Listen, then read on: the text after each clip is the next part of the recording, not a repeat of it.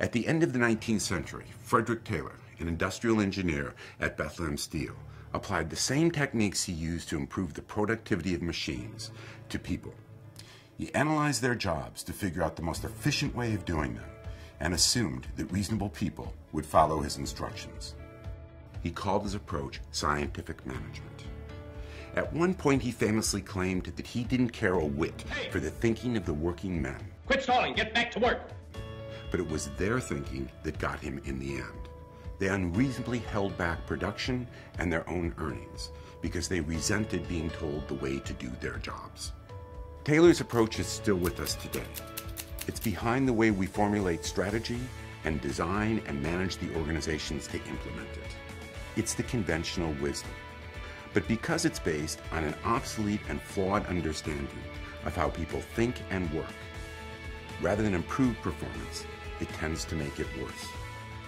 It's why Peter Drucker wrote that so much of what we call management makes it difficult for people to do their jobs. A century later, we turned around the money-losing structural products division of Bethlehem Steel by doing almost exactly the opposite of what Taylor had done.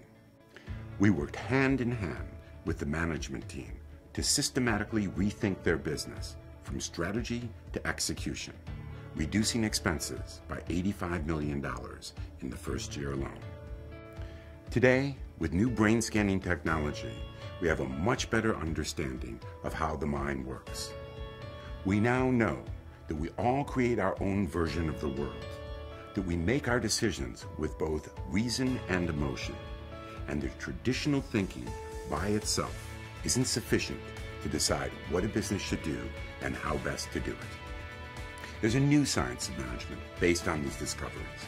It enables us to quickly create intelligent organizations that are focused, aligned, and engaged, and dramatically boost performance. We call it smart execution. In the 21st century, the competitive advantage is the human mind.